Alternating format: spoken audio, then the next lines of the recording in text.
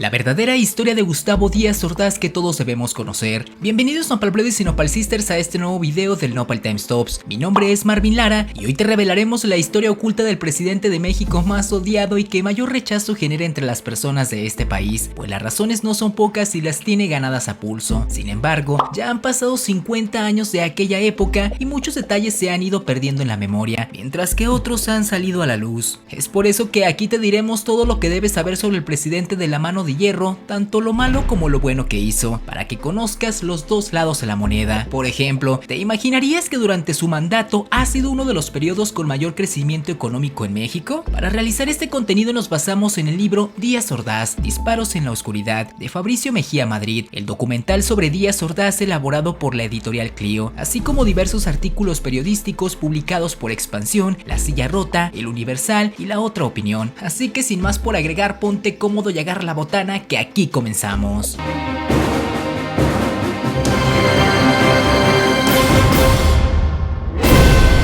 Número 1. Los parientes incómodos y la caída en desgracia económica de los Díaz Ordaz. Gustavo Díaz Ordaz Bolaños fue hijo de Ramón Díaz Ordaz Renodet y de Sabina Bolaños Cacho. Las familias Díaz Ordaz y Bolaños Cacho eran de gran renombre en el estado de Oaxaca, de donde ambos eran originarios. Ramón Díaz Ordaz era nieto del héroe liberal José María Díaz Ordaz, quien encabezó en Oaxaca a los liberales frente a las fuerzas conservadoras durante la Guerra de Reforma. Incluso llegó a desempeñarse como gobernador de Oaxaca. La familia Bolaños Cacho también llegaría a ocupar cargos destacados en la política local y nacional. Sin embargo, el origen histórico de la familia Díaz Ordaz se remonta desde la propia época de la conquista, con otro personaje del cual ya te hemos hablado anteriormente, Bernal Díaz del Castillo, ya que en el libro de Andrés Portillo, Oaxaca, en el centenario de la independencia, se menciona lo siguiente: Bernal Díaz del Castillo solicitó permiso para casarse con su prima, la señorita Ordaz, y lo solicitó al rey. Por el impedimento que tenían para casarse entre primos, transcribió este permiso al pontífice. El pontífice aprobó por bula especial la concesión del rey y Bernal Díaz casó con su prima, pactándose entre él y don Diego que sus descendientes llevaran el apellido Díaz Ordaz. De este tronco familiar descienden Gustavo Díaz Ordaz y también su pariente lejano Porfirio Díaz.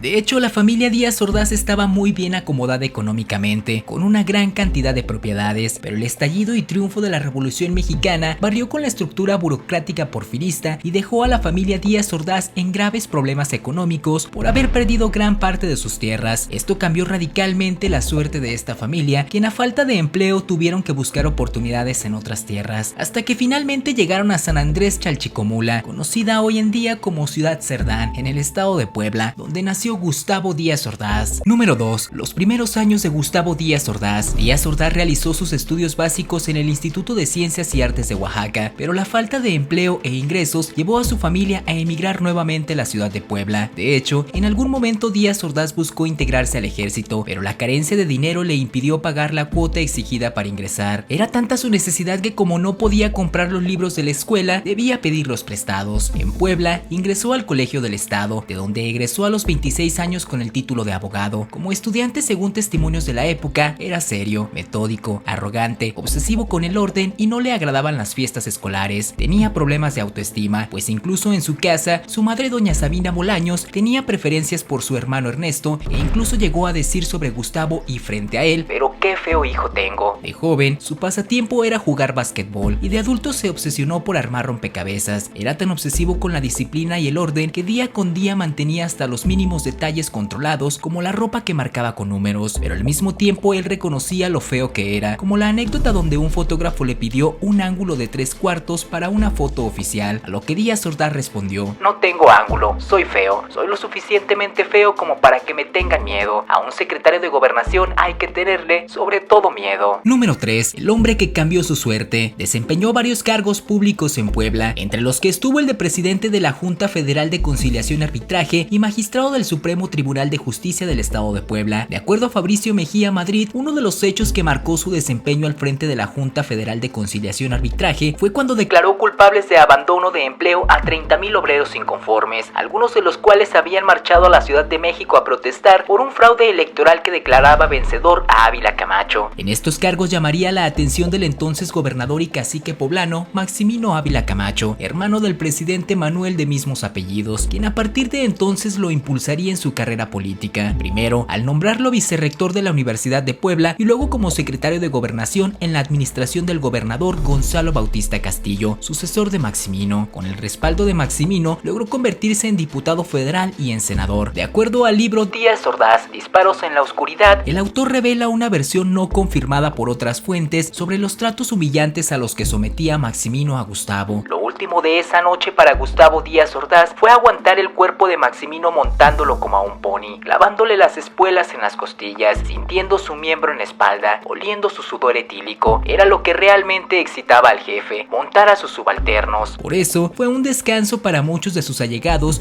cuando Maximino perdió la vida por causas desconocidas, aunque algunos aseguran que fue envenenado. Número 4. La amistad que lo llevó a la presidencia. Siendo senador coincidió con Adolfo López Mateos, quien el 1 de diciembre de 1958 asumió la presidencia y lo designó secretario de Gobernación. Durante este cargo dejó evidencia de su mano dura al controlar los movimientos de San Luis Potosí, de Rubén Jaramillo en Morelos y varias huelgas de trabajadores, pero quizá la decisión más importante que tomó por su cuenta fue la postura anticomunista durante la crisis de los misiles. López Mateos tenía plena confianza en Gustavo, a tal punto que le dejaba plena capacidad de decisión durante los viajes que realizaba al extranjero, y por tal motivo no es de extrañar que por instrucciones del mismo López Mateos fue postulado candidato del PRI a presidente de México el 15 de noviembre de 1963. Número 5. El presidente que se volvió tirano. De acuerdo al libro La presidencia imperial de Enrique Krause, cuando Gustavo Díaz Ordaz llegó a la presidencia, obligó a sus colaboradores a aprender de memoria 5 reglas. Díganme la verdad, no me pidan disculpas. Si violan la ley, pues violenla, pero que yo no me entere. Cuidado con lo que me informen. No cambiaré el gabinete. No se cambia caballo a la mitad del río. Rápidamente mostró su mano dura al despojar con granaderos a los médicos y residentes que habían tomado los hospitales 20 de noviembre, Rubén Leñero y Colonia, en protesta por los bajos sueldos y el adeudo de aguinaldos atrasados. Como consecuencia, 206 médicos fueron despedidos, sus líderes encarcelados y fueron sustituidos por médicos militares. Díaz Ordaz desarrolló una paranoia soviética que lo llevó a creer que eran los rusos o los comunistas cubanos los que estaban detrás de cada movimiento o levantamiento y que el único fin de estos era desestabilizar su gobierno. Por eso cayó severamente cualquier manifestación subversiva. Un caso anecdótico es que a mediados del año 1966, el periódico Diario de México publicó 2 fotografías, una con un retrato del presidente Díaz Ordaz y otra de 2 simios, los cuales por error tipográfico los pies de foto aparecieron cambiados. Bajo la fotografía del presidente se publicó la frase: "Se enriquece el zoológico". En la presente gráfica aparecen algunas de los nuevos ejemplares adquiridos por las autoridades para divertimiento de los capitalinos. Estos monos fueron colocados ayer en las jaulas. El grave error costó el cierre del diario, aunque trascendió tiempo después que fue el presidente quien ordenó su cierre. Número 6. El movimiento estudiantil del 68. Sin duda el capítulo más negro de Díaz Ordaz es el terrible manejo que tuvo con el movimiento estudiantil de 1968. Díaz Ordaz basó sus acciones en la hipótesis de la conexión entre el movimiento estudiantil y el comunismo internacional, y que desde dicho sector se buscaría la realización de actos de sabotaje a los Juegos Olímpicos. Díaz dio información falsa a la Embajada de Estados Unidos en México y a la Agencia Central de Inteligencia de ese país, de la cual era informante. Según esta versión del gobierno, el movimiento derivaría en una revolución de ideología comunista que sería apoyada por la Unión Soviética, Cuba y China. La orden final dada por Díaz Ordaz culminó en la implementación del operativo militar llamado Operación Galeana, que culminó en la matanza de la Plaza de las Tres Culturas y que consistió en la filtración del Batallón Olimpia, un grupo paramilitar identificados con un guante blanco que dispararon a los militares desde un edificio contiguo, causando el fuego cruzado que acabó con la vida de cientos de estudiantes. El 1 de septiembre de 1969, durante el mensaje de su informe de gobierno, aceptó la responsabilidad cabal por los hechos del 2 de octubre de 1968, una declaración que fue recibida entre aplausos y vivas de los presentes. Sus palabras fueron las siguientes: "Por mi parte, asumo íntegramente la responsabilidad personal, ética, social, jurídica, política e histórica por las decisiones del gobierno en relación a los sucesos del año pasado". Número 7. Fue cercano colaborador de la CIA. Documentos de la Agencia de Inteligencia de los Estados Unidos, desclasificados 3 décadas después, revelaron que los presidentes mexicanos Gustavo Díaz Ordaz y Luis Echeverría Álvarez fueron cercanos colaboradores de la Agencia Central de Inteligencia, donde Díaz Ordaz era identificado como Litempo 2 y Echeverría como Litempo 8. El código Litempo era compuesto por el prefijo Li, que identificaba operaciones de la CIA en México, y Tempo, que identificaba al programa de relación entre la CIA historia y altos funcionarios electos de México. Se desconoce la cantidad que recibían por formar parte de estas operaciones, pero un dato obtenido por Sergio Aguayo da un poco de luz al tema al revelar que se entregaban $400 al mes para pagar 2 guardaespaldas y equipo de radiocomunicación para 4 automóviles. Número 8. Su amor prohibido con la tigresa. Estuvo casado con Guadalupe Borja, con quien tuvo 3 hijos, Gustavo, Guadalupe y Alfredo. Sin embargo, su amor platónico fue una de las actrices más famosas de la época, Irma Serrano, la tigresa. La propia Irma fue quien confirmó la relación años después con la publicación de los libros A Calzón Quitado y A Calzón Amarrado, donde narró lo siguiente: lo conocí en una de tantas reuniones de políticos. Aquel personaje era un donadie, pero llegó a ser el gusano mayor. Descubrí que era más atractivo de lo que me imaginaba, no de su físico, del cual ya han hecho tantas bromas, sino de su intelecto. Era simpático, duro a veces, determinante y necio igual que yo. En estas obras asegura que hubo regalos de lujo, como una casa en las Lomas y otra en el Pedregal, viajes y hasta un comedor que perteneció al emperador Maximiliano de Habsburgo. Sin embargo, la relación terminó abruptamente por los celos de su esposa Guadalupe Borja, quien ordenó bloquear cualquier proyecto en el que participara la tigresa. La última vez que se vieron fue en una fiesta de cumpleaños de Guadalupe Borja, que irrumpió la tigresa con todo y mariachi, y donde Díaz Ordaz intentó calmar las cosas con ella, pero fue recibido con tremendo cachetadón que le desprendió la retina. Años después declaró Díaz lo siguiente: mi amorío con Irma ha sido una experiencia con una totonaca. Número 9. Las cosas buenas que hizo Díaz Ordaz y no se le reconocen. El gobierno de Gustavo Díaz Ordaz forma parte del periodo llamado Milagro Mexicano. Logró un crecimiento económico de hasta 8% respecto al PIB. Además, durante el sexenio de Gustavo Díaz Ordaz, la inflación se mantuvo controlada por debajo del 3% y el tipo de cambio era de 12.50 pesos por dólar. También repartió más de 24 millones de hectáreas como parte de su política agraria y creó el Instituto Mexicano del Petróleo, invirtiendo en varias de las refinerías que siguen operando hasta nuestros días. Y por supuesto, inició la construcción del metro de la Ciudad de México, inaugurado en 1969 con un costo de 2.350 millones de pesos, del que recientemente se retiraron las placas que reconocían este hecho. Número 10. Sus últimos años de vida. La vida de Gustavo Díaz Ordaz jamás volvió a ser la misma tras la presidencia, pues en sus años posteriores vivió prácticamente en la penumbra. Sin embargo, aunque trató de alejarse de la vida pública, se decía que su salud estaba deteriorada. Fue designado embajador de México en España durante el gobierno de José López Portillo, una labor que le resultaba fastidiosa, según lo señaló el historiador Enrique Krause. Por tal razón y porque su salud empeoró rápidamente, abandonó la encomienda al poco tiempo de su presentación oficial. Me voy porque se me da la gana y no me regresaré. No me despediré de nadie ni del rey, dijo en aquel entonces. Sus últimos años se volvió más paranoico, a tal punto que alucinaba que iban personas a acabar con él. Por ello se mantenía encerrado en su casa, limitando todas sus salidas. El exmandatario fue diagnosticado con cáncer de colon, por lo que fue sometido a una cirugía de emergencia. Sin embargo, los médicos detectaron que la enfermedad se había extendido hasta el hígado. El 16 de julio de 1979, en los periódicos de circulación nacional, se informó sobre el deceso de Gustavo Díaz Ordaz, cual habría ocurrido un día antes, el 15 de julio, a consecuencia de un paro cardíaco. Sus restos fueron sepultados al lado de su esposa, doña Guadalupe Borja, en el Panteón Jardín de la Ciudad de México. Y como dato curioso, ¿cómo será la vida de sarcástica que hizo que falleciera a los 68 años de edad?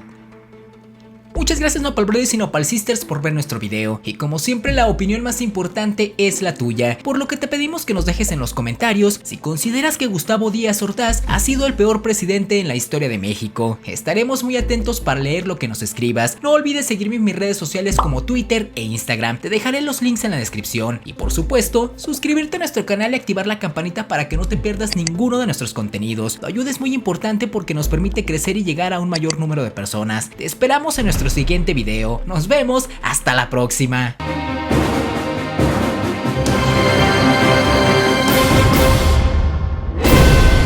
9 tesoros históricos que ya no se exhiben en museos mexicanos. Bienvenidos Nopal Brothers y Nopal Sisters a este nuevo video del Nopal Times Tops. Mi nombre es Marvin Lara y hoy te hablaremos de aquellas reliquias mexicanas con valor histórico que, a pesar de estar bajo resguardo del INAH, por diversas circunstancias ya no se exhiben en los museos de nuestro país. Lamentablemente, algunas de ellas nunca más se volverán a exhibir y están condenadas a perderse en el olvido, guardadas en las bodegas de los museos de México. Pero si quieres saber de cuáles tesoros históricos estamos hablando, no puedes perderte nuestro siguiente video.